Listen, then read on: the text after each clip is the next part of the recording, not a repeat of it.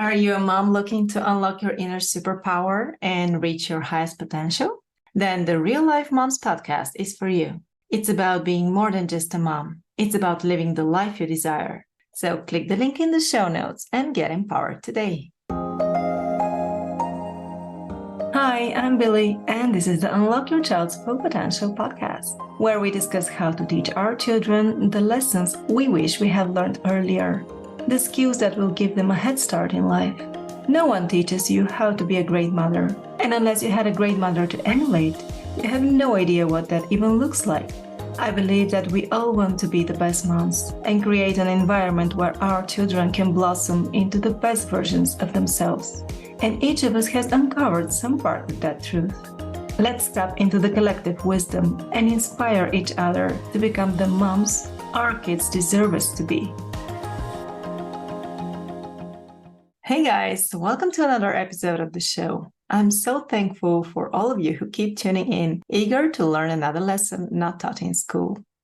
Today, my guest Mandi Pratt and I discuss how to keep our children safe and sound by giving them the tools they need to feel secure in this wild world. As parents, our ultimate mission is to raise strong, resilient, and self-assured children, and self-defense can play a key role in that. Mandi found herself in an abusive relationship, and after leaving her husband, she wanted to know real, actionable tips to help protect herself and her young son from a crazy life situation that left them with the FBI at the front door. Over the past decade, she has spent countless hours in hands-on training from a top-level self-defense instructor. She claimed her life and power back, and now teaches other women how to do the same through her podcast and training on emotional and physical self-defense. Let's hear from Mandi and why she thinks it's important to start educating kids about self-defense early on in an age-appropriate way. Hi, Mandi. I'm so excited to talk to you and learn about physical and emotional self-defense. As a mom of 3 girls, I'm very interested in the topic. Very important. Thank you for having me. Please share with us your background story so we get to know you a little better. Sure. So I am now 50 and my son is now 21. But back when my son was little, unfortunately, I found us in an abusive situation. I was married to somebody who became abusive and it slowly crept in. So it started with some verbal abuse, emotional abuse, and it eventually led to physical abuse. And I left when my son was 3 because I didn't want him to grow up in that environment. And it was very scary. I didn't have some glamorous career that was going to set us off on a, great footing or anything. But I knew that I wanted to live in peace. And I wanted to keep my son and myself safe. So we left and I just took it one day at a time. I would love to say everything was rosy and great after we left, but it wasn't. It was difficult for a while, definitely worth it, but it was difficult. So I had to get a restraining order against my former husband because he would do things like show up to where my son was being babysat and try to break into the house, take him out. And that instance took the police 20 minutes to show up. So obviously that's a little too late. But luckily we had some friends show up at that time and they were big males. So they happened to kind of scare him off. But that was one of the instances where I realized, that it's time for me to be able to stick up for me and stop being vulnerable and helpless. But the main instance where that helped me really see that was the day that the FBI showed up at my door. So I had been gone and I came home to a little business card tucked into the side of the front door and it said FBI, robbery unit and coroner's unit. And I thought, oh my gosh, great. So either he has carried through on the suicide attempts, which were usually just manipulations to try to get me back, or it was because he had robbed again. So he had gotten into a gambling addiction and started robbing from casinos. I went right inside and called the number, and I was surprised to find an FBI agent on the other line asking me if I had known about my husband. He said, I hope he's your ex-husband's whereabouts because we've been looking for him for the past 6 to 9 months. And I was dumbfounded. And he said that my former husband had robbed multiple banks throughout multiple counties in California. And so he asked if he could come speak to me the next day because he wanted to ask some questions. It wasn't because they needed my corroboration or anything like that. So I said yes, because obviously I wanted to know more because my son was having visits with his father. So he came over the next morning, the FBI agent, and pretty much laid out all the evidence. So yeah, went away for, I can't remember what the sentence was, but he only actually served like, I don't know, 7 years or something.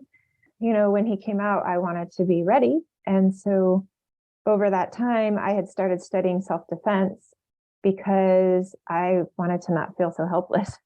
I had actually gotten remarried during that time, but I can't really count on somebody else because they might always be with me or whatnot. So I decided to be able to protect myself. So I learned self-defense, and it's helped me with confidence and also kind of getting my power back because abusive relationships are really all about power, and the abuser likes to have power over in all different forms.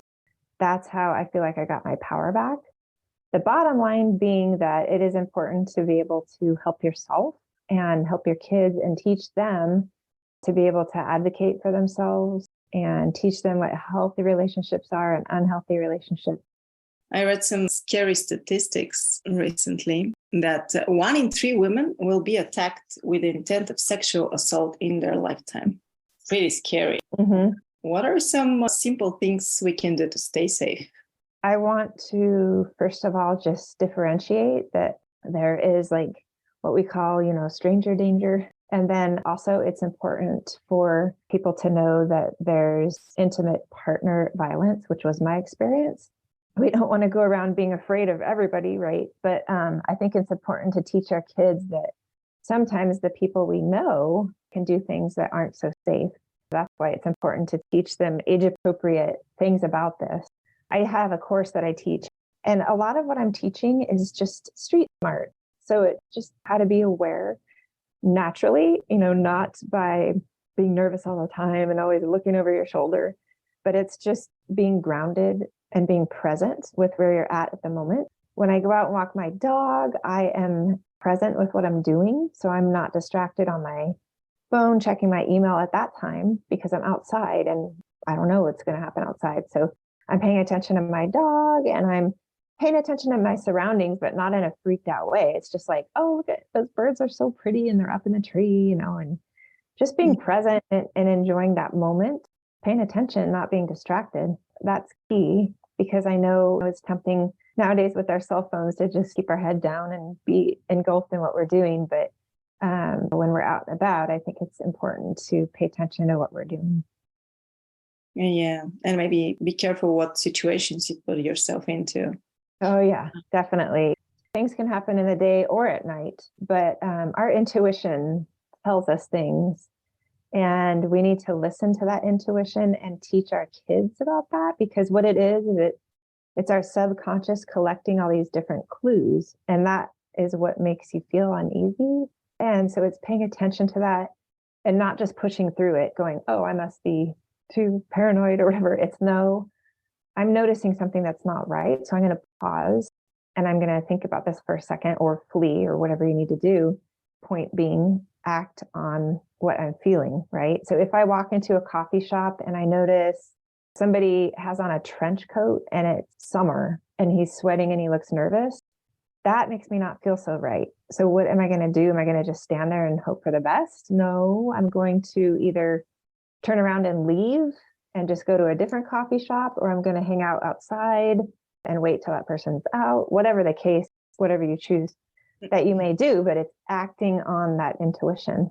And, maybe it's nothing, but maybe it is. So I'd rather be safe than sorry. It has been on my mind for some time that I need to enroll my girls in some kind of martial arts class so they can defend themselves if needed. I'm not sure what type is best. What's your take on it? A couple things on that. One, not only will they be able to defend themselves better, but also it helps them gain confidence in themselves and their ability. And I think maybe even help them advocate for themselves. And I think as parents, like that's really important for us to help them understand that you need to say what you want, in a kind way, and teach them how to ask for what they need.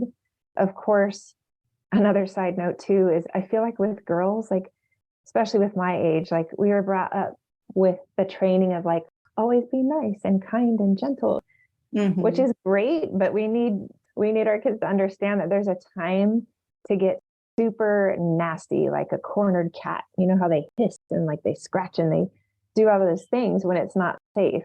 Sometimes you can even do like a fun exercise. Like I never would have thought of this with my son when he was young, is like having a competition. Like, let's see who can yell the loudest. You go, then me. You can like do that in the car, or like when you go through a tunnel or something, and you can just make it fun. And that way they get used to like using their voice. Yeah, that's important. Even better, you could teach them to say the word no, like you mean it. You could be driving in the car and be like, hey, let's have a competition. Who can yell the word no the loudest? Because I always tell people, everybody always wants to know, like, what's the best self-defense tool? And there's so many tools. And the key really to those is picking one that you're comfortable with and then practicing with it and keeping it in the same place. But we forget a lot of times that our best self-defense tool really, I think, is our brain. And it's preventing things and listening to that intuition. And another thing that we always have on us is our voice, because if you use that really loud no, if somebody's approaching you and you don't feel safe or something, if you say in a meek voice and you say, what do you need? Or you say no, like super loud. I'm not going to do it now, blow out the audio.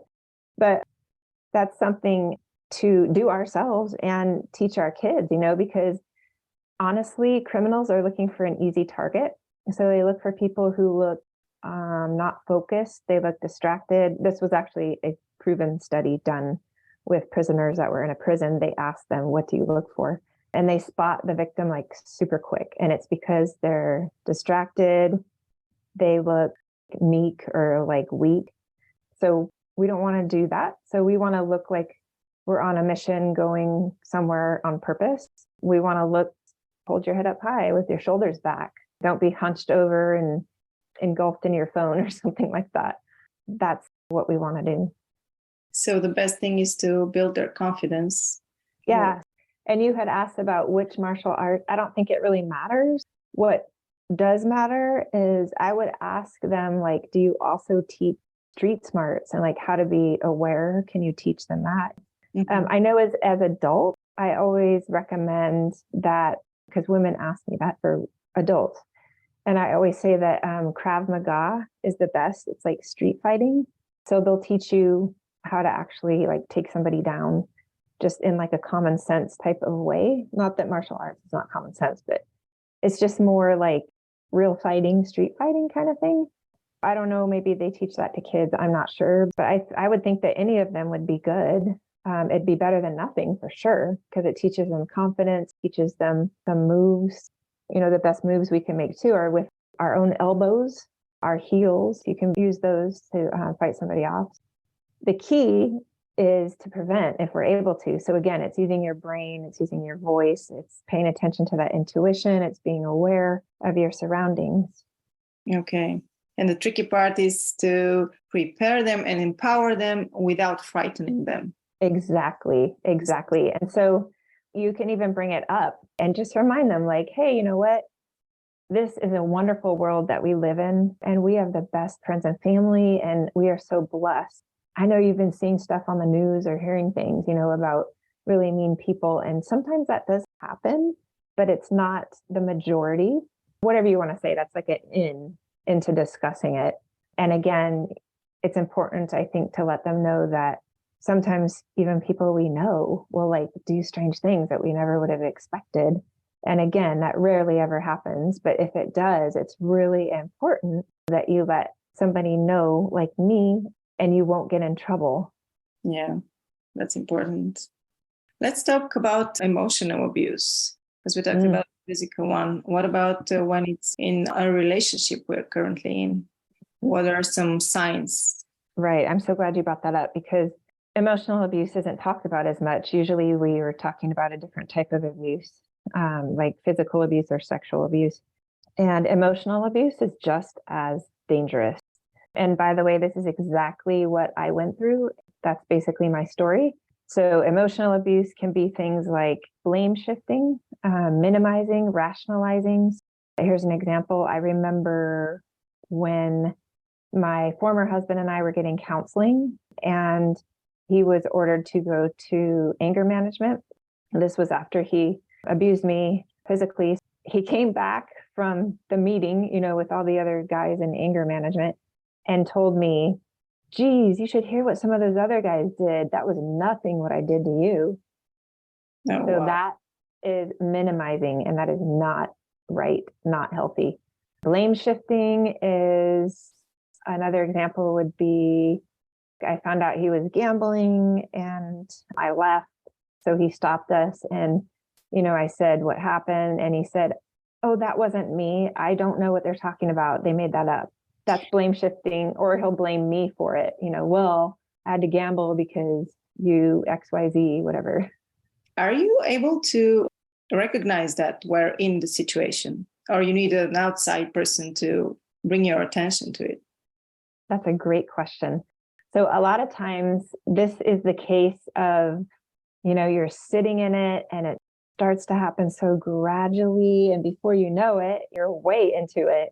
Here you are in this hugely emotionally abusive relationship. And it's noticing things that don't feel right. And it's where, you start to feel like you're crazy, but you're not, it's them. I have a really excellent resource for that, which I'll share in a minute. But I just want to help people to know, like, if that happens, get out now. And now is never early enough.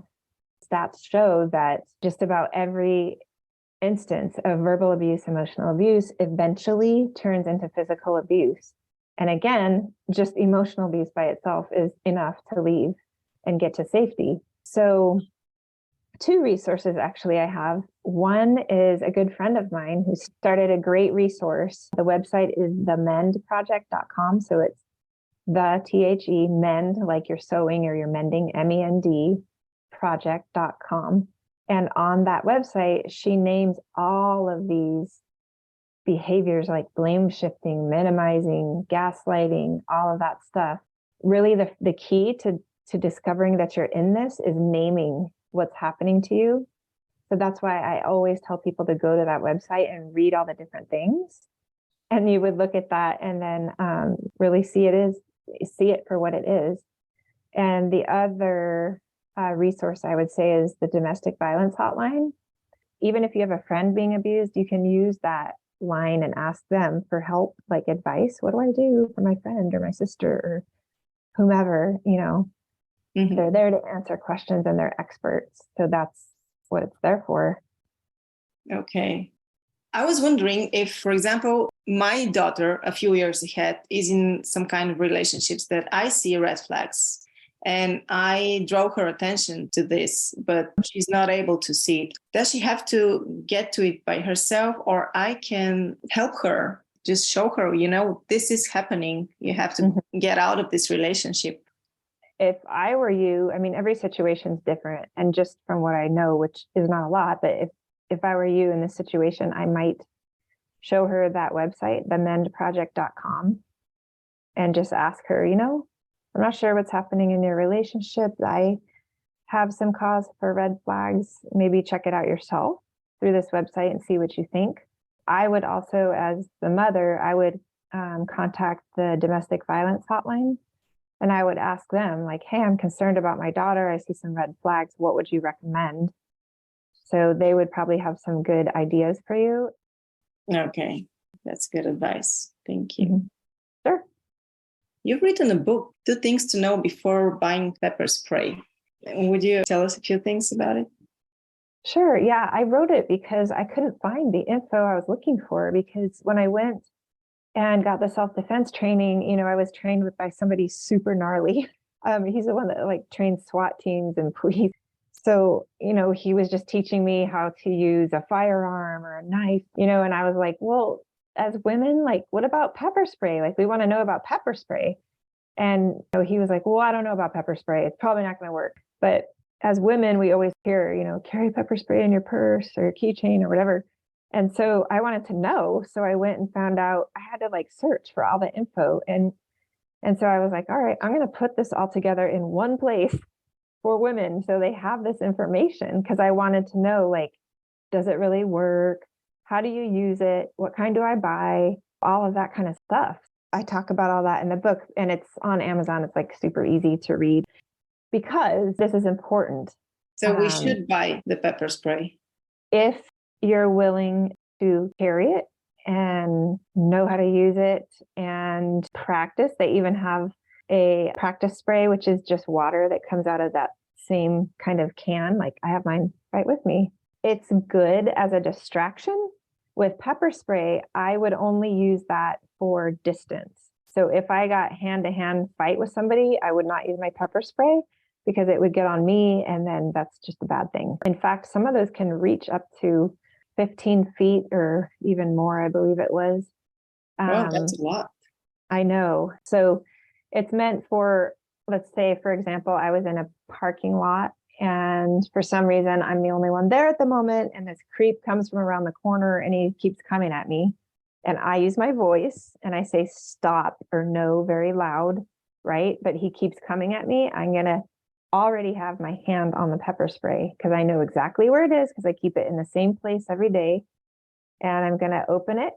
And if he comes any closer, which is, by the way, when somebody's running towards you, it happens really fast. So you have to do all of this before you even think you might eat it, so you just get ready.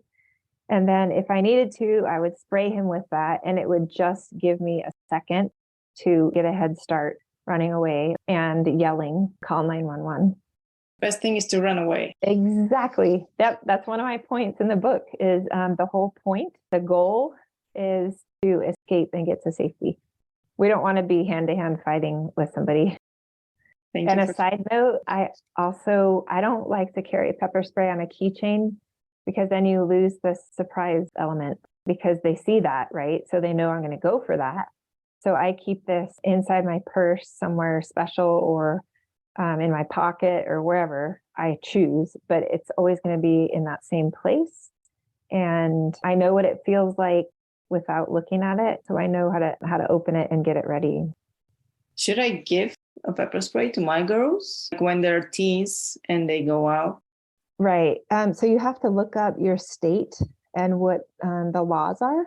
So you could even call your police department or you can Google it and ask them about it.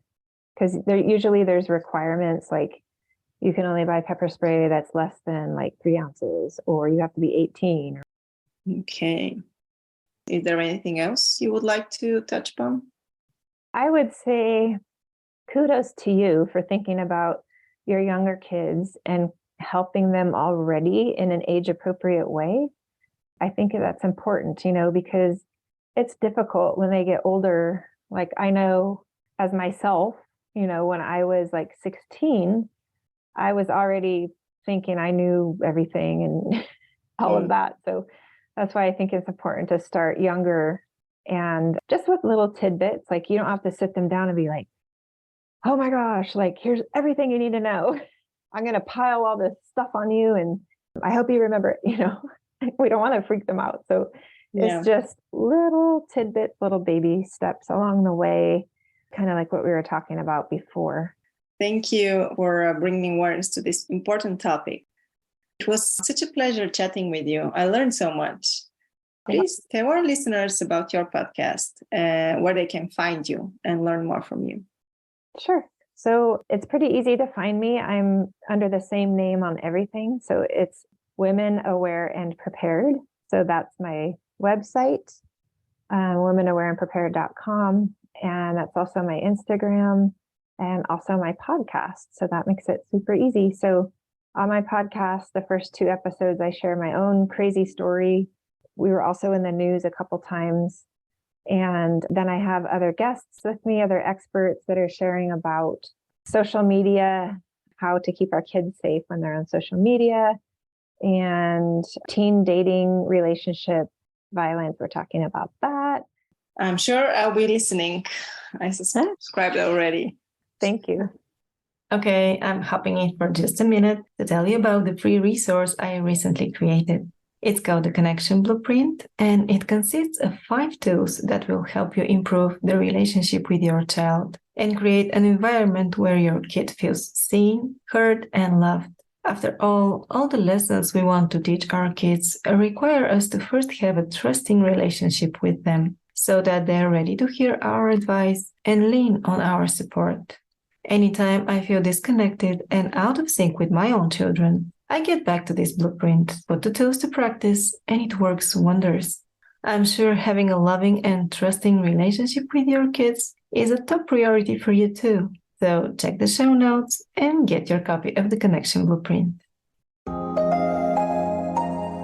Thank you so much for listening and letting me be a part of your day. If you enjoyed this episode or the show in general, please share it with a friend and help me reach more moms around the world. I would also appreciate it if you consider leaving me a review. Reviews are literally the lifeblood of a podcaster and help me so much.